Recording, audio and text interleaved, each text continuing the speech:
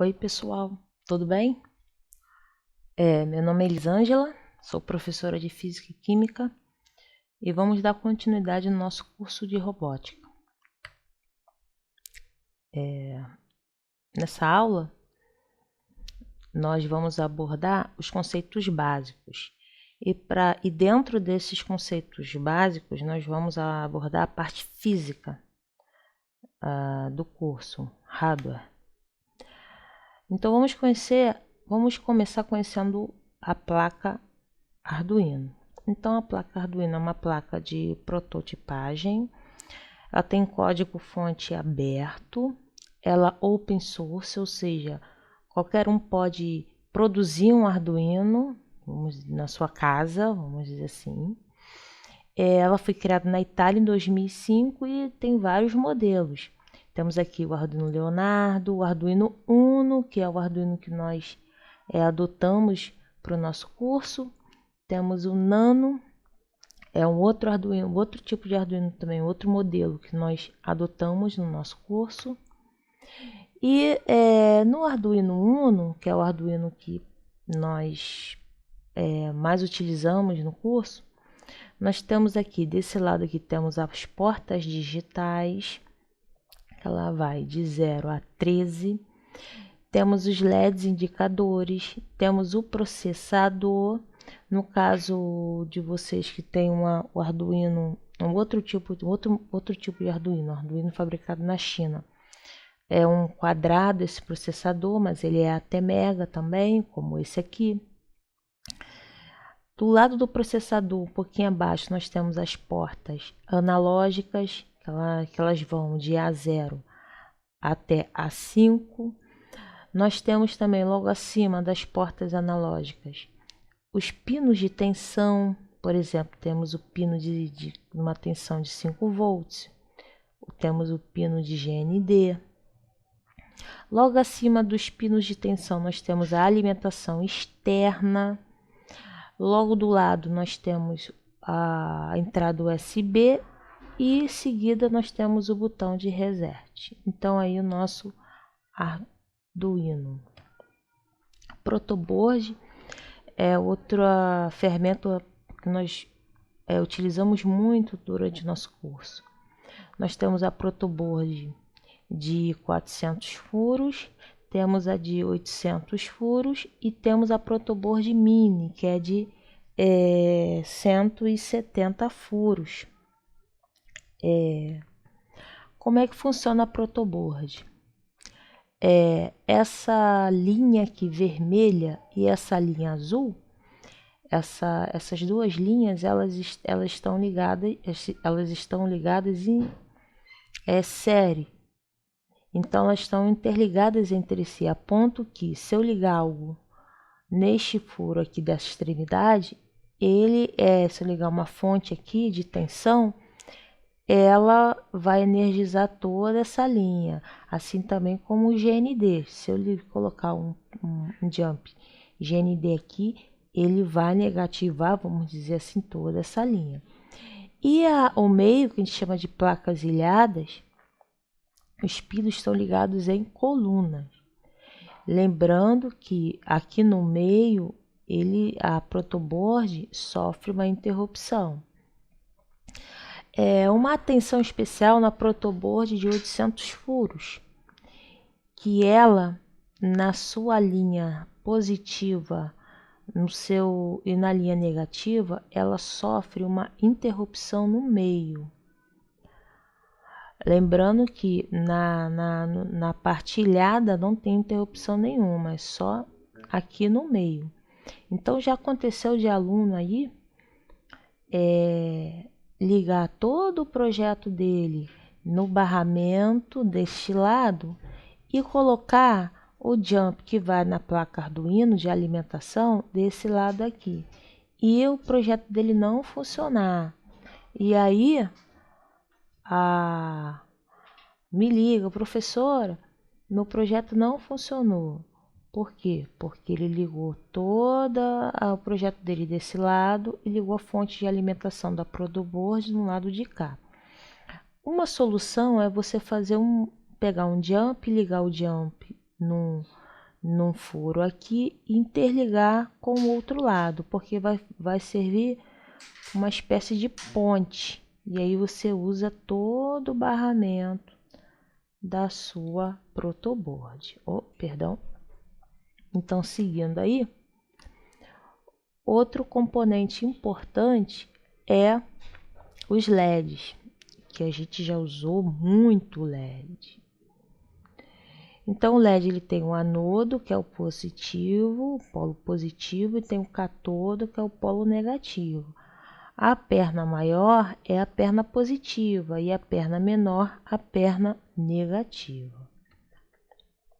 Os jumps, que também faz parte da nossa oficina e é um item fundamental para os nossos projetos, e ele tem um macho, um macho e fêmea é fêmea, e ele facilita muito, que a gente não precisa de descascar fio, eles vêm com cores diferentes, facilita na hora da montagem de um projeto. Temos os resistores. O resistor também é um componente já íntimo da gente. E qual a função do resistor? Resistir a passagem de corrente elétrica. Ele transforma a corrente elétrica em corrente e ele transforma energia elétrica em energia térmica. É o efeito Joule. Então, para explicar melhor a função do resistor, imagine uma via dupla, uma via de mão única, mas com duas faixas, e aconteceu um acidente naquela via. E aí, para diminuir o fluxo de carro, vai lá e fecha uma faixa daquela via. Então, os carros vão passar um a um e uma vez cada, né, um a um, e mais devagar, com uma velocidade reduzida. Então, é exatamente isso que o resistor faz. Ele diminui, ele resiste à passagem da corrente elétrica ao ponto que só chegue naquele componente a corrente suficiente, a tensão suficiente para que ele venha a funcionar. E como é que faz esse cálculo? Bem, quem estudou comigo, pegou o 9º ano, já viu isso, resistores. E vai ver de novo no 3º ano do ensino médio. E quem já está no 3º ano já está vendo isso aqui. Quem não está no 3º ano nem estudou comigo no 9º ano vai ter essa oportunidade de estar aprendendo esse conteúdo. Então, como é que é esse cálculo? Então, como é que é? A gente tem R igual V dividido por I. Quem é V? V aonde que? R de resistência, né? Resistor. V a gente chama de DDP, a tensão em volts. E I é a intensidade de corrente elétrica. E a unidade é amperagem. É ampere, né? A unidade é ampere. Então, R é igual VA menos VB.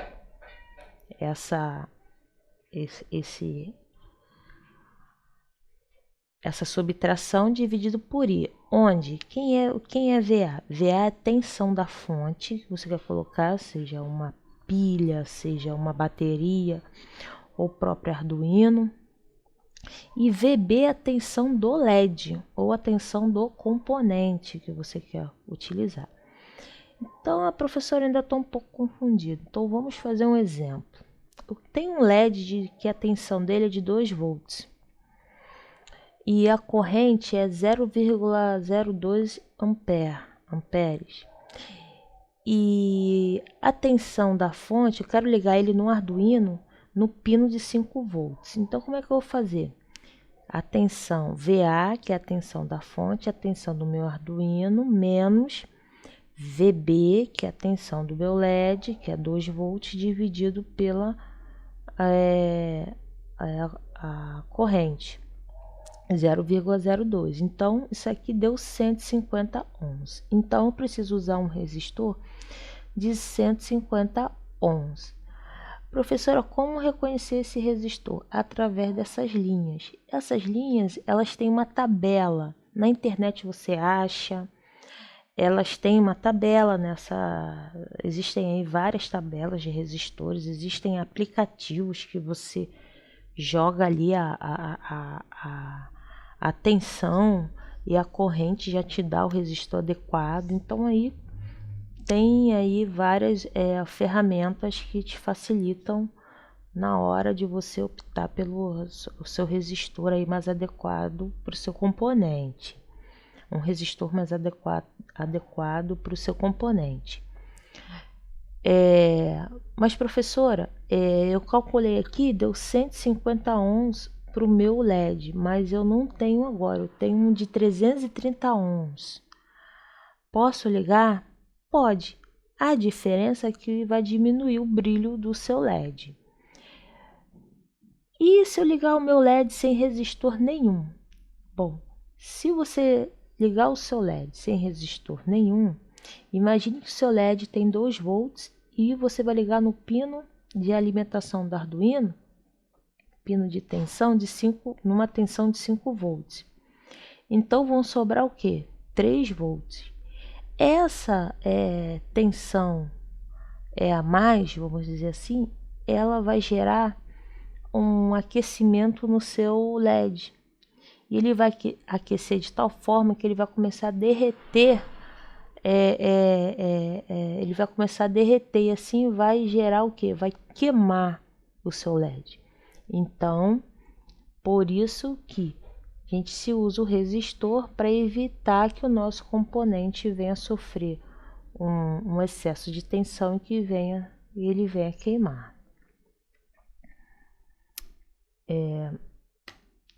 Outro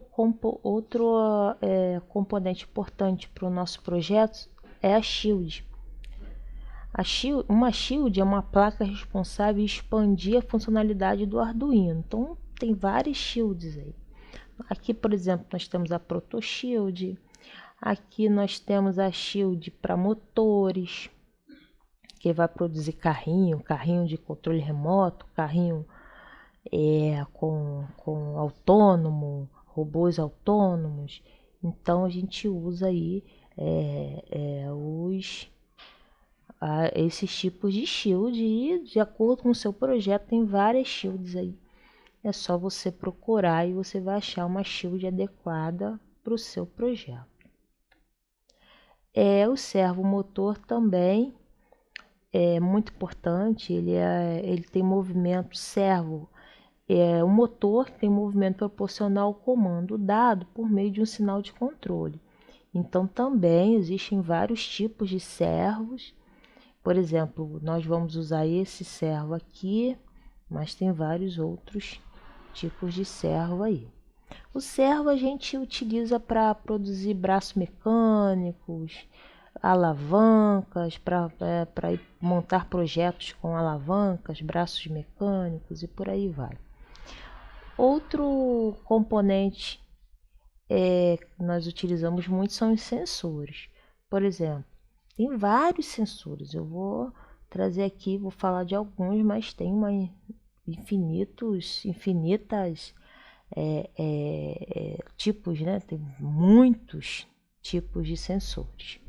Nós temos aqui o sensor LDR, é um sensor de luminosidade e é um resistor dependente de luz, ou seja, é uma fotocélula, um fotorresistor, ou seja, a resistência dele vai variar de acordo com a intensidade da luz que ele está recebendo.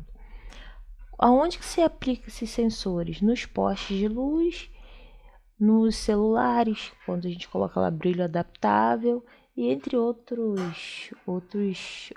aplicações. E aí nós temos aí um módulo sensor LDR e temos o sensor por aqui sem um módulo. Outro sensor importantíssimo é o sensor ultrassônico, que a aplicação dele é para medir distância e evitar colisões. Tem várias outras aplicações também com sensor ultrassônico. Nós temos também, ele é um tipo de sonar, na realidade ele é um transceptor. A diferença dos transceptores e dos sonares, que os transceptores eles ambos utilizam ondas mecânicas. Também, novamente falando, quem estudou comigo no 9º ano já sabe que é ondas mecânicas, ou quem estudou comigo no 3º ano sabe que é ondas mecânicas, no 2º ano sabe que é ondas mecânicas, mas quem não sabe já vai absorvendo esse entendimento, esse conteúdo, e quando chega lá, é bom que o conhecimento nunca é demais, né? Não é verdade? Então, os transceptores, eles, assim como os sonares, eles emitem ondas mecânicas, só que a diferença do sonar para o transceptor é que o sonar utiliza água como meio de transmissão e os transceptores utilizam o ar como meio de transmissão. Como funciona? Aqui nós temos a fórmula da velocidade, faltou aqui o acento da fórmula, onde velocidade é a variação de espaço sobre o tempo, dividido pelo tempo. E você isola o espaço, você tem a velocidade vezes o tempo, isso dividido por 2. Por que dividido por 2? Porque nós temos o pino trigger, que envia o sinal, a gente chama também de gatilho. Esse sinal ele colide com o objeto e retorna. Esse sinal de retorno nós chamamos de eco. Tanto que o pino que detecta o sinal é o pino eco. E no momento que acionamos o gatilho, o pino trigger, é uma espécie de contador acionado no dispositivo. Então ele começa a contar a ida e a volta. Quando bate aqui, ele para o contador. Então esse tempo, ele pega esse tempo total e divide por 2. Quando ele divide por 2, ele tem só o tempo de ida, que é exatamente a distância do sensor para o objeto. Aí uma outra representação. Então, o sensor, como converter a velocidade do som, que é 343 metros por segundo, para centímetros por microsegundos. Como que a gente faz isso? Como é que nós fazemos isso? Nós pegamos a velocidade do som em metros por segundo e converte para centímetros. Então, 1 metro tem 100 centímetros, eu pego 343, multiplico por 100 e vou ter aqui o valor em centímetros. Ficou 34.300 centímetros por segundo. Só que eu ainda tenho que transformar segundos para microsegundos. Então, como é que eu faço? Eu coloco 1 dividido por 10 na 6 microsegundos, porque 1 segundo equivale a 10,6 microsegundos. Então, vai ficar 34.300 centímetros dividido por 10 elevado a 6 microsegundos. Então, repetindo aqui, eu tenho 34.300 centímetros dividido por segundo, vezes 1 dividido por 10 elevado a 6 microsegundos. 100 mil microsegundos. Então, 34.300 centímetros dividido por 10 na 6 microsegundos, corto 0 com 0, diminui aqui, ficou o quê? 343 centímetros dividido por 10 elevado a 4 microsegundos. 343 dividido por 10 elevado a 4 ficou 0,0343 centímetros dividido por microsegundos. Então, aqui a gente chega a esse valor. Então, o que a gente faz com esse valor? O espaço vai ficar aqui como? A velocidade é conhecida. Que velocidade é essa? É essa aqui, centímetros por microsegundos. O tempo, o sensor vai me dar, ele vai calcular aqui, ele vai medir aqui na realidade, e vai dividir por 2, e aí eu tenho a diferença. Eu tenho aqui, corto microsegundos com microsegundos, vai me restar o que? Centímetros. Então, eu tenho aqui a distância em centímetros do meu objeto. Então, a gente já conhece alguns dos componentes, e como repetindo, existem vários outros componentes. Ao decorrer do curso, nós vamos conhecer outros. E a gente já conhece alguns, e vamos colocar as mãos à obra. Um grande abraço e até a próxima aula.